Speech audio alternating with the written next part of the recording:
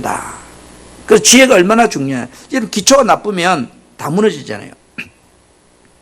행동한 삶을 살려면 지식을 소유하고 하나님으로부터 온전한 지혜를 우리는 얻어야 돼요. 이삭은 환경을 초월해서 축복을 받는 사람이 되었습니다.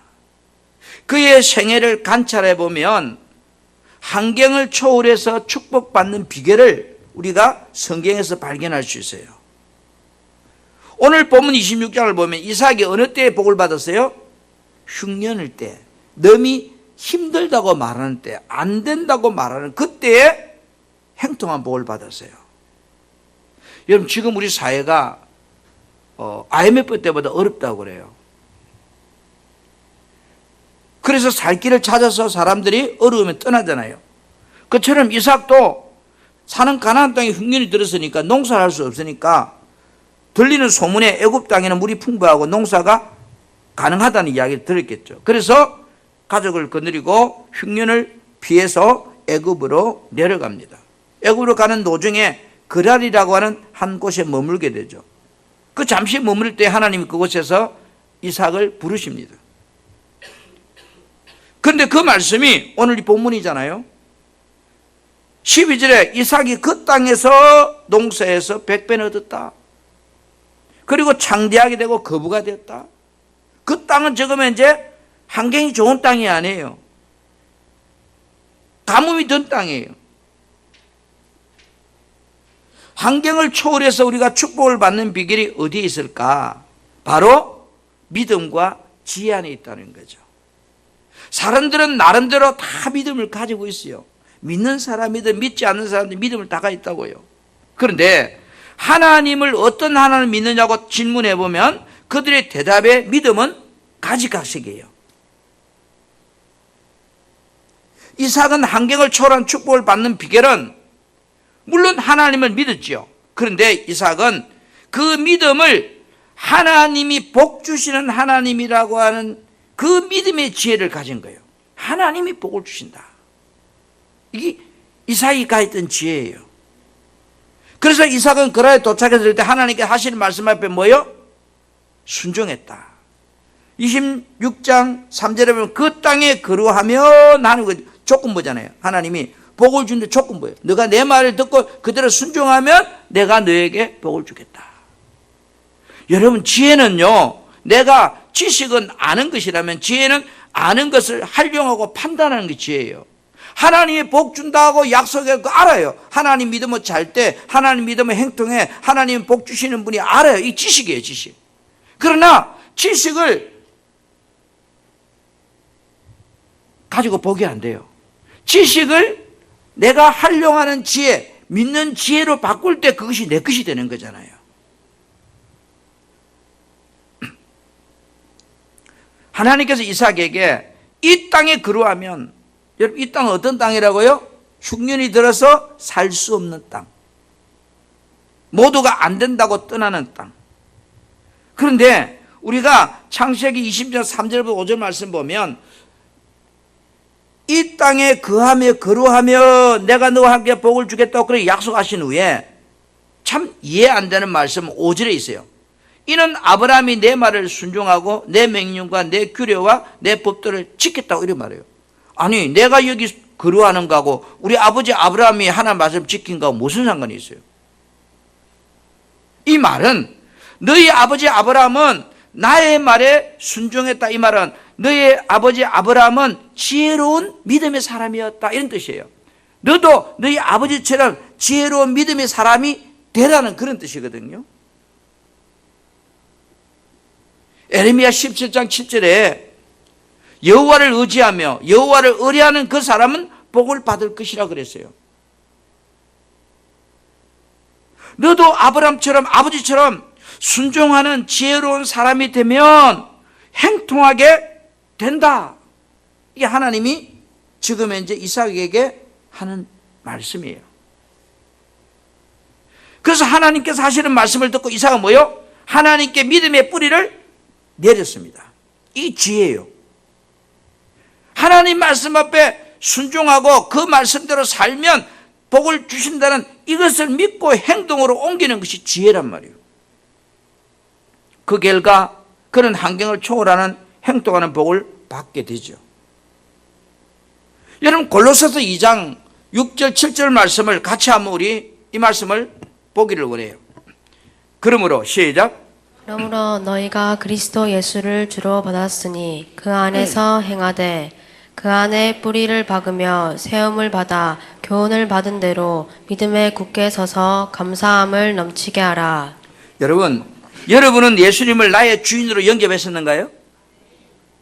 그렇다면 예수를 나의 주인으로 영접한 사람은 예수 안에서 그 안에다 뭐 하라요? 뿌리를 박으라 말아 뿌리를 내리라는 거예요.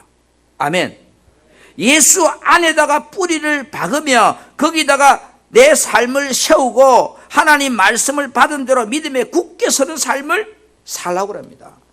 지금 이 예수 안에 뿌리 박으란 말은 예수를 구주로 영접한 사람에게만 하고 있는 겁니다. 여러분이 정말로 예수 그리스도 안에 그분을 나의 구주로 영접했다면 어디다 뿌리를 박아야 돼요? 예수님 안에다가 뿌리를 박아야 돼요. 오늘날도 예수 안에 뿌리를 온전히 내리는 믿음의 사람이 되면 이삭처럼 행동한 사람이 된다는 것을 동일하게 말씀은 우리가 예수 안에 뿌리를 박으면 만사가 행동하게 된다는 거예요. 아멘. 이삭은 환경을 바라보면서 환경에 매이지 않았습니다. 어디에 매였어요? 약속의 말씀에 매였어요. 그 말씀을 붙잡고 거기서 뿌리를 내렸어요. 어떻게 뿌리를 내렸을까? 바로 지혜죠. 믿음의 법칙을 적용하는 삶을 살았습니다. 자기가 아버지로부터 배우고 터득한 것을 활용하는, 적용하는 바로 삶을 살았다는 거죠. 첫째, 어떻게 그는 행동한 사람이 될 수 있을까? 첫째는요, 바라봄의 법칙을 사용했습니다. 바라봄의 법칙. 이삭은 자기 아버지 아브라함을 통해서 바라봄의 법칙을 보고 배웠어요. 여러분 오늘날에도 환경을 초월한 축복을 받으려면 먼저 뭐예요? 내가 꿈을 꿔야 돼요. 바라보아야 돼요. 그게 법칙이라고. 법칙. 법칙이란 말은 그렇게 하면 이렇게 된다고 하는 원리를 이야기하는 거죠. 하나님은 우리들이 원하는 것을 주시기 전에 먼저 뭐 하게 하신다? 내가 원하는 것을 바라보게 하시는 겁니다. 하나님이 아브라함에게 땅을 주시기 전에요, 아브라함을 데리고 나와서 아브라함에게 줄 땅을 아브라함 보고 바라보라고 합니다. 창세기 13장 14절부터 15절에 보면 눈을 들어 너 있는 곳에 동서남북 바라봐. 그리고 이 땅 내가 너에게 주겠어. 주는데 먼저 한번 바라봐. 이 말은 바라보란 말은 내 것이 되도록 믿어 이 말입니다. 그러니까 아무리 준다 해도 내가 안 받으려고 하면 못 받잖아요. 하나님께서는 아브라함에게 자손을 주시기 전에 먼저 뭐요? 자손을 주시겠다는 것을 바라보라고 해요. 그래서 창세기 15장 5절에 아브라함을 데리러 나와가지고 하늘을 우리를 봐. 아브라함아 하늘에 별 보이지? 무수하지? 많지? 보라. 네가 바라봐. 내 자손도 이와 같이 될 것이야. 여러분이 지금 내 환경을 바라보는 것이 아니고 하나님께 내가 원하고 싶은 것이 있다면, 꿈이 있다면 그 꿈을 먼저 우리는 바라봐야 돼요. 그래서 히브리 11장 1절에 믿음은 바라는 것들의 실상이다. 그렇게 말하는 거예요. 정말로 원하는 것이 무엇인지 너는 바라보고 있니? 상상하고 있니? 우리 바라봄의 법칙을 다시 말해 상상하는 이 것이 지혜의 능력이에요. 얼마만큼 바라볼 수 있는가? 여러분 얼마만큼 바라볼 수 있어요? 만약에 여러분이 아파트 한 채를 내가 사고 싶다. 그러면 어떻게 바라보는 사람은 100평짜리 아파트 바라보는 사람이 있고 어떤 사람은 30평, 어떤 20평, 어떤 40평, 어떤 사람은 몇백 평짜리. 인도네시아의 인도의 부잣집이 집 한 채가요 1,300평이 되더라고. 집 한 채가. 우리 교회가 다 해봐야 1,100평인데 한 사람 주택이 10몇 층까지 있는데 300평. 나는 만약에 나보고 목사님은 몇 평짜리 집 원합니까? 나 1300평 이야기 못할 것 같아. 내 믿음은. 기껏 해봐야 한 200평 일 안 하겠으면. 우리 이 안에 계신 분 중에 1300평짜리 집을 소유할 거로 바라보는 사람이 있는가요? 내가 단언하지만 한 사람도 없을 거예요. 그 집값이 몇 천억이더라고. 몇 천억. 오늘 여러분, 이 바라봄의 법칙이 지혜의 능력이다. 두 번째, 여러분, 은혜의 법칙을 사용했어요. 믿음은 바라는 것들의 실상이다. 이 말은요, 내가 소원하는 것이 있는 사람은 반드시 그걸 자기가 말하게 돼 있다는 거예요. 그렇죠? 믿음으로 고백하는 은혜를 통해서 환경을 초월하는 복을 받을 수 있다는 거예요.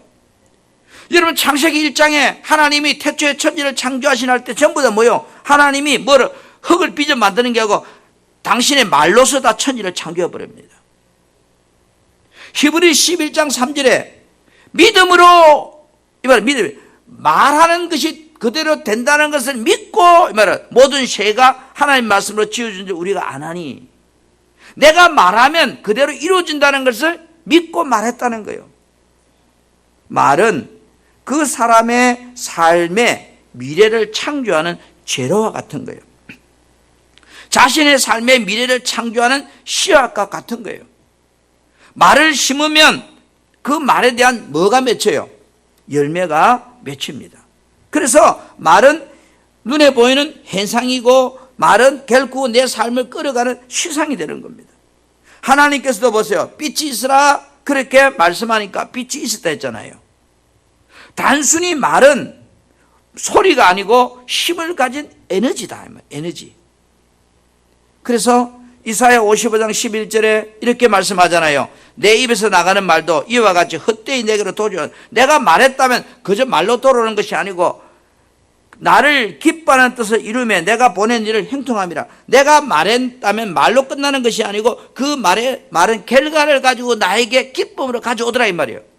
아멘. 하나님은 아브라함에게 복을 주시기 전에요, 은혜의 법칙, 다 말의 원리를 아브라함에게 가르칩니다. 아브라함과 사라에게 이삭을 주실 것을 말씀하실 때 이들의 부부는 육체의 모든 한계를 끝난 겁니다. 남편은 99세, 아내는 90세, 여자의 생리도 끝났고 남자의 생산력도 끝나버렸고 아무것도 할 수 없는 그 상태인데, 놀라운 것은 하나님께서 그들에게 먼저 뭐요? 이삭을 주시겠다고 약속하기 전에 그들의 이름을 바꾸라고 말합니다. 창세기 17장 5절에 아브라함이라 하지 말고 아브라함이라고 해라. 이 말은 큰 아버지란 말에서 열방의 아버지라는 이름을 바꿔라. 그리고 17장 15절에 내 아내 사레라 하지 말고 아내를 사라라 하라 그래 말합니다. 이 말은 열국의 어머니라는 뜻이에요. 그러면 예를 들어서 제가 우리 아내 보고 그랬어요. 왜 당신 이름을 양수이라 그랬지? 그러니까 이래요. 양치는 순한 사람이더라고 그래 지었대. 뭐 순한가 안 순한가 모르지만 그래 지었대. 그럼 양순이라면 양치는 순한 사람이더라고 부모님이 지어줬구나. 그럼 언니는 길순이래. 왜 길순이란 게 오래오래 살라고, 길게 살라고 길순이라 지었대. 그러니까 하나님이 아브라함에게 아브라함이라 이름 붙이는 거예요. 남편, 아내 서로가 대화할 때 예를 들어서 사례가 아브라함 이래 부르면 뭐예요? 당신은 열국의 아버지예요. 사라 이라면 당신은 열방의 어머니예요. 이 말은 자기의 의식 속에 자꾸 뭐예요? 지금 자식 하나 없는 그런 부부에게 너는 열방의 아버지고 너는 열방의 어머니야. 세계를 새긴 아버지고 세계적인 어머니라는 거예요. 이게 머릿속에 의식에 담기겠죠. 두 사람이 서로 이름을 부를 때 입술의 언어가 그들의 육체를 변화시키기 시작합니다. 하나님께서는 이삭을 주시기 전에 입술의 말부터 바꾸게 만듭니다. 여러분들이 복을 받으려고 하면 이 언어의 법칙, 말부터 바꿔야 된다는 거예요. 그 입술의 말이 믿음이 생기게 하고 그들의 죽은 몸을 소생시키고 결국은 뭐요? 하나님께서 아브라함과 이삭에게 자식을 주시는 겁니다. 그래서 이 사건을 로마서 4장 17절 18절에 어떻게 그는 믿는 바 하나님을 죽은 자를 살리시며 없는 것을 있는 것으로 부르시는 분이라고 믿었고 바랄 수 없는 중에 바라고 믿었다 이렇게 기록하고 있어요. 그렇죠? 여러분이 바랄 수 없는 중에 바랍니까? 그러면 말해야 돼요. 하나님은 바랄 수 없는 저들 부부에게 자식을 주시기 전에 계속 바랄 수 있는 입술의 말을 바꿔줘 버렸어요. 우리는 현실을 직시하고 현실의 노예가 되면 안 돼요. 현실을 바라보고 포기하면 안 돼요. 사람들의 말에 여러분 노예가 되면 안 돼요. 매입을 하면 안 돼요. 말은 나의 현실에 엄청난 영향력을 준다는 것을 이삭을 통해 보게 됩니다. 예수님께서 뭐라고 그래요? 내 믿음대로 되리라 하잖아요. 그러면 내 말대로 되리라. 믿음의 말이 너무 중요하다는 거예요. 입의 말은 나의 생각을 바꿔줍니다. 하나님은 여러분의 입술의 말을 지금도 듣고 계시잖아요. 그래서 내가 복을 받고 싶은 것이 있다면 오늘 하나님은 아브라함에게 입술의 말로 말하도록 바꿔주세요. 이게 은혜의 법칙이에요. 세 번째로 간청하는 기도의 법칙을 사용했습니다. 이삭이 사용했던 지혜들이에요. 간청하는 기도. 뭐 다 기도하죠. 바라보고 고백하는 말과 함께 중요한 것은 간절한 감정을 가지고 있어야 된다는 거예요. 감정. 열정적인 소원이 열정적인 감정을 만들어내거든요. 강렬한 감정이 나의 기도를 뜨겁고 간절하게 만들어내거든요. 아이고 줄라 거면 주고 말라 거면 말소 이런 감정 말고 정말로 내가 열렬한 뜨거운 감정을 가지고 우리는 기도해야 돼요. 여러분 학교 다닐 때 볼록렌즈 오목렌즈를 시험해 봤을 겁니다. 볼록렌즈는 오목렌즈는 초점이 맞아지면 거기 뭐가 불이 납니다. 다시 말해서 에너지가 발생한다는 거예요. 초점을 맞추면 에너지가 발생한다. 그러니까 하나님께 내가 기도하되 강력한 초점을 맞추는 법이 간청하는 기도의 법칙이에요. 에너지는 우주를 움직이고요. 에너지는 사람을 움직이고요. 에너지는 결국은 내 주변의 환경을 변화시켜요. 아브라함과 사라는 너무나 자식을 갖고 싶었어요. 그렇잖아요. 족장 사이에 돈도 많고 모든 것이 풍성한데 자식 하나 없는 거예요. 이들은 소원이 너무 강렬했을 거예요. 늘 아들 하나 생각하고 하나님께서 바랄 수 없는 중에 바라보며 하나님 약속의 말씀을 붙잡고 그들은 계속 당신은 아브라함이야, 당신은 사라라고 그렇게 말했을 겁니다. 아브라함의 생애를 보면 아브라함은 간청하는 기도에 능숙했습니다. 부지 중에 천사를 대접했는데 그 천사가 하는 말이 소돔 고모라 성을 멸망하러 간다는 거예요. 죄악이 너무 많아서. 아브라함 생각이 어차 저기 내 조카가 살고 있잖아. 어떻게 하면 조카를 구할까 생각하다가 천사하고 흥정을 합니다. 거기 의인 50명이 있다면 멸하시겠습니까? 40명이 있다면 30명이 있다면 20명이 있다면 결국 10명이 있다면 목적은 뭐예요? 소돔 고모라 목적이 아니고 소돔 고모라에 살고 있는 내 조카를 구하는 것이 아브라함의 목적이었어요. 그래서 간청하는 거 매달리는 겁니다. 끈질기게. 창세기 19장 29절에 이렇게 표현하고 있어요. 하나님이 그 지역 성을 멸하실 때, 소돔 고모라 성을 멸할 때, 롯이 거주하는 성을 엎으실 때에 하나님이 아브라함을 생각하사 롯을 그 엎으시는 중에서 건져냈다 그랬어요. 아브라함을 생각해. 아브라함의 간청을 기억했다는 거예요. 몸부림치는. 여러분 그 아버지를 안 닮을 수가 없어요. 그 자식은요. 이삭 역시도 아브라함을 닮아서 기도의 중요성을 알았던 사람이에요. 결혼했는데 애가 없어요. 아이고 줄라고 하면 주고 말라고 하면 말고 때가 되면 생기겠지. 강력한 중보기도의 능력을 아는 사람이에요. 그래서 창세기 25장 21절에 이삭이 그의 아내가 임신하지 못하므로 그를 위하여 여호와께 간구하며, 이 간구란 단어가 나와요. 히브리 말로 아타르, 간청하는 기도를 했다. 간절한 감정을 다 동원해서 하나님께 자녀 주라고 기도했다, 이런 뜻이에요. 하나님 아버지, 우리 아이를 낳게 도와주세요, 이런 게 아니라니까. 여러분, 감정을 신단 말이죠. 감정.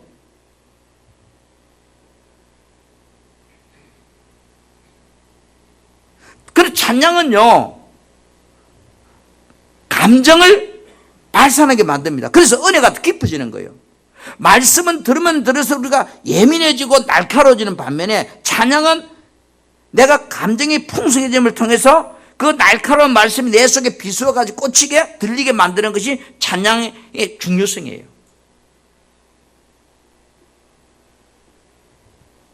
누가복음 18장에 보면 한 과부가 자기 손을 들어주라고 날마다서 간청하는 장면이 나옵니다. 결국 들어주잖아요. 불의한 재판장도.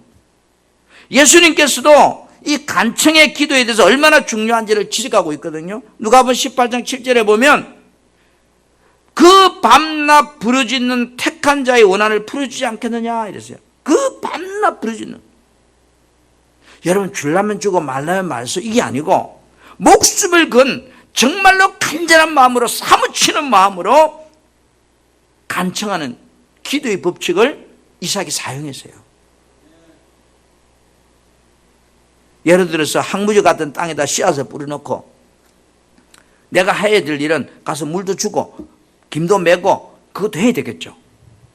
김 준다고 물 준다고 농사가 보장된 건 아니잖아요. 아마 물도 주고 김을 매주는 것도 하면서 이삭은 하나님 앞에 이 땅에서 복받게 되라고 하나님 앞에 목숨 건 기도를 아마 하지 않았을까요?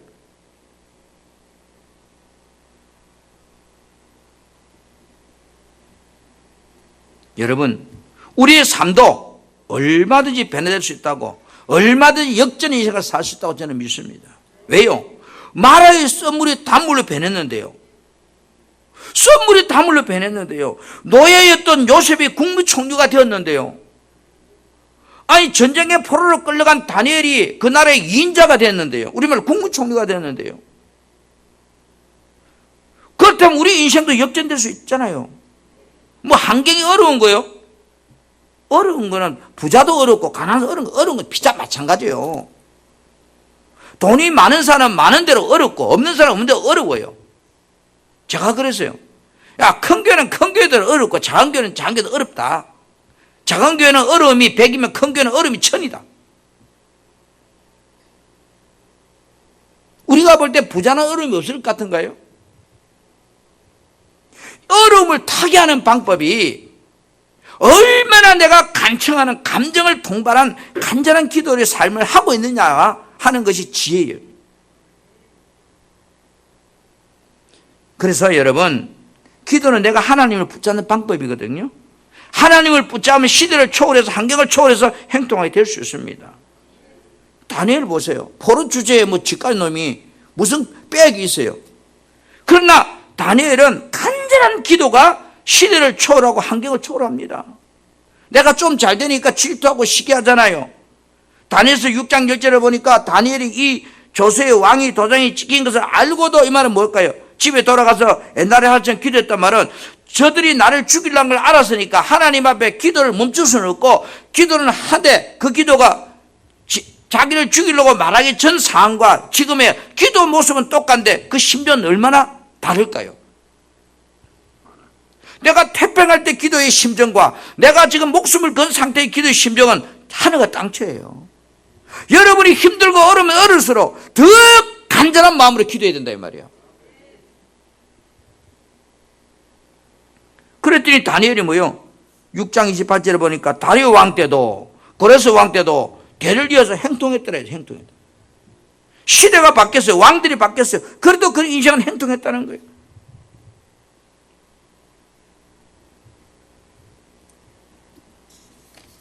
내 입술의 기도에다가 여러분 믿음의 감정을 실으세요. 사랑의 감정을 담으세요. 그리고 간절하게 부르짖으세요. 이것이 성공하는 비법이에요. 네 번째로 행동의 법칙을 사용했습니다. 많은 사람들이 지식적으로는 알고 있어요. 그러나 지혜가 부족해서 활용을 못해요. 많이 아는 것보다 많이 사용할 줄 아는 사람이 돼요. 그 사람이 지혜로운 사람이잖아요. 이삭은 행동하는 사람이었습니다. 하나님 말씀대로 그대로 순종했습니다. 그랄 땅에 머물렀고요. 그리고 블레셋 땅에서 기도만 하고 앉아있은 게 아니고 성경은 분명히 뭐요? 그 땅에서 농사를 지었다 그렇게 기록하고 있어요. 창세기 오늘 20절 12절에 이삭이 그 땅에서 뭐예요? 농사했다 그래서 농사하면 양을 치는지 아니면 땅을 파고 씨앗을 뿌린 작업했지만 하여튼 농사를 지은 거예요. 우리들이 환경을 초월해서 행동하기 위해서는 지혜가 있어야 돼요. 활용할 줄 아는 사람이 돼야 된다 이 말이에요. 상상을 해야 돼요. 생각을 잘 해야 돼요. 내가 가지고 싶은 것을 바라보면서 상상해야 돼요. 그리고 입술로 말해야 돼요. 내 것이 되게 해주라고. 나도 그렇게 해주라고. 그 다음에 어때요? 하나님 앞에 몸부림치며 간청해야 돼요. 하나님, 내가 이런 사람, 이런 환경에, 이런 문제에 지금 하나님 도와주라고. 그리고 그것만까지 되는 게 아니에요. 그것이 이제 열매 맺게 하기 위해서는 최종적으로 내 삶이 행동으로 옮겨져야 돼요. 지혜는 아는 것이 아니고 행함이 있다고 했습니다. 그 사람이 행하는 것을 보면 그 사람이 가지고 있는 지혜를 알 수 있다고 그랬어요. 아무리 좋은 생각을 가지고 있고요. 입으로 아무리 좋은 말을 하고 아무리 무엇을 안다고 할지라도 행함이 없으면 그 사람은 지혜로운 사람이 아니라고 그랬어요. 그래서 지혜로운 사람은 구체적으로 생각하고 그 다음에 전략을 짜고 구체적으로 계획을 세우고 그리고 뭐요? 결국은 행동으로 나타내는 사람이 지혜로운 사람이에요. 여기 씨앗이 있어요. 여기 씨앗이 있다고 여러분 열매가 맺리나요? 여기 씨앗이 있어요. 씨앗만까지 열매 안 맺어요. 씨앗을 심어야 되죠. 씨앗을 심기 위해서 누군가가 뭐요? 행동해야 되잖아요. 많이 열리든 작게 열리든 구체적인 결과로 구체적인 열매로 드러나기 위해서는 반드시 뭐요? 행함이 동반되어 줘야 된다. 많은 사람들이 신앙생활의 결말에서 무너지는 이유가 행함에서 나타나지 않기 때문에 지식적으로는 교회 오래 다니다 보면 너무 잘 알아요. 막 이것도 알고 하나님 어떤 분, 하나님 이런 분이랑 안 들면 뭐합니까? 행함이 없으면 자 그래 지식을 아무리 많이 배운들 내 삶에 적용하는 지혜가 없으면 그것은 헛것이에요. 여러분 하나님의 복 주는 분 예수 믿으면 천국 간다는 말 다 알아요. 예수 믿으면 천국 간다고 하는 걸 알지라도 예수 믿는 행동으로 동반하지 않으면 그 사람 지옥 가요. 그렇잖아요. 그래서 행함이 없는 믿음은 그 자체가 뭐요? 열매를 맺지 못하기 때문에 죽은 믿음이라고 그렇게 표현하는 거예요.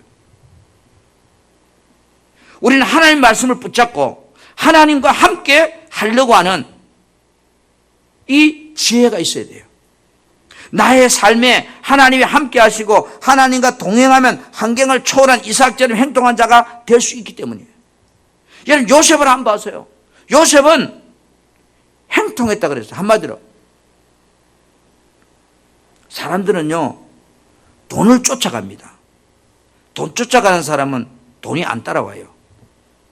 한번 따라서 돈아 나를 따라와라. 죄송해요. 나는 지금까지 돈을 쫓아가고 있다. 길가에다가 5만 원짜리 딱 달아놓고 잡으려고 하면 죽싹 땡기고 잡으려고 쑥 땡기고 열받게. 가만히 있는데 돈이 휙 날아서 내 앞에 탁 떨어져야지. 어떻게 쉬워요? 여러분 제가 왜 이 이야기를 하는가 하면 행통함을 쫓아가는 사람이 되면 행동하지 않아요. 행통함이 나한테 따라오게 해야 돼요. 자, 요셉은 행통을 쫓아갔어요? 행통이 따라왔어요? 아니 형들한테 팔리가 재수 없게, 그죠? 보디발의 집에 종으로 팔려간데도 행통이 따라왔어요. 내가 뭐 쫓아간 거 아니에요. 억울하게도 감옥 속에 들어갔어요. 감옥에도 행통이 따라왔어요. 행통했더라, 감옥 속에도. 또 바로의 궁궐에도 들어갔어요. 바로의 궁궐에도 가니까 또 행통이 따라왔어요. 내가 행통을 따라가는 것이 아니고 행통이 요셉을 따르잖아요. 그러니까 요셉의 삶은 어디 가나 행통에 또 이렇게 기록하고 있거든요. 그 이유는 하나님이 요셉과 함께 했기 때문에. 하나님과 함께하는 사람에게는 행통이 따라온다니까요. 믿음의 사람에게는 돈이 따라온다니까요. 믿음이 없는 사람은요, 돈을 쫓아가요. 분명히 돈 좀 벌었어요. 그래도 돈 1,000만 원 벌었다 하면 한 1억 벌었다 생각하는데 어느 날 뻥 터져가지고 1억이 그냥 마이너스 나버리니.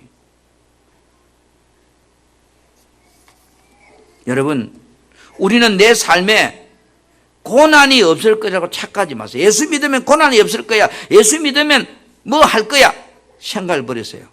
고난을 피하려고 하지 마시고, 고난이 없는 인생을 살라고 생각하지 마시고, 하나님을 의지하는 사람, 하나님과 함께하는 사람은요, 역경 중에서도 환경을 초월한 복이 온다는 걸 믿으세요. 하나님이 함께하는 사람은요, 고난 속에서도 보세요. 오늘 이삭은 뭐 했다고요? 행통했더라. 행통했더라. 여러분, 우리는 왜 행동한 사람이 되어야 할까요? 세상 사람들은 잘 먹고 잘 살라고요? 행동할수록 하나님 뜻을 더 많이 이룰 수 있습니다. 여러분이 부자가 되면 부자가 될수록 더 하나님의 영광을 나타낼 수 있다고요. 선한 일을, 선한 영향력을 더 많이 행할 수 있다고요. 세계 열방을 더 선교할 수 있잖아요. 내가 하고 싶어도 돈이 없으면 못하지만 내가 부유하면 주의 일을 더 열심히 할 수 있잖아요. 여러분, 복을 기복이라고 생각하면 안 돼요. 그 어디에 쓸 것이냐는 거죠. 준비되지 않는 사람은 로또가 걸리면 망합니다. 그러나 준비된 사람에게는 수백억을 줘도요, 그것이 유용하게 쓰입니다. 어느 날 여러분에게 갑자기 누가 100억을 주세요. 죄송해요, 그 사람은 얼마 못 가서 망합니다. 돈 쓰는 법도 모르고 뭐 해야 될지도 모르고 기껏 한다고 차 사고 집 사고 옷 사고 여행 갔다 오고 그 끝이요. 왜? 돈 쓰는 법을 모르니까. 그러나 돈을 어떻게 써야 될 것인지 아는 사람은 100억이 생겨도 모자라요. 그렇잖아요. 우리는 행통해야 돼요. 환경을 초월해서 여러분은 부유해야 되고 행통해야 돼요. 요셉 한 사람이 행통했더니 이스라엘 민족을 살렸잖아요. 열방을 살렸잖아요. 애굽을 살렸잖아요. 여러분, 행통의 최종 목적지는 어딘가요? 영생입니다. 영생. 아직도 영생을 얻지 못한 저 수많은 영혼들이 더 많이 그들에게 이 천국 복음을 전하기 위해서 우리는 뭐요?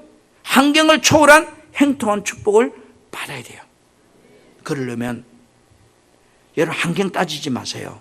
주변이 어떻다 말하지 마세요.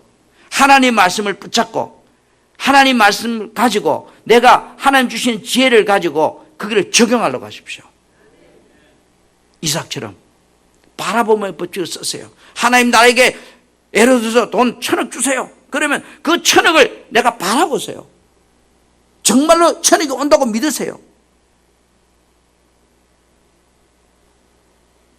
그 1,000억이 필요하다고 말할 때 뭐 하려고 필요하다고 그래요? 내가 잘 먹고 잘 나가는 생각 바라보지 않았을 거예요.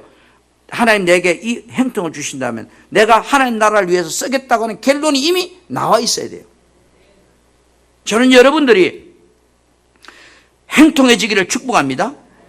이삭처럼 이 지혜의 법칙을 사용해서 여러분들이 더 자석처럼 하나님의 은혜를 끌어당기는 그런 축복의 사람이 되기를 주님의 이름으로 축복합니다. 아멘. 지금보다도 더 행통한 자가 되기를 예수 이름으로 축복합니다.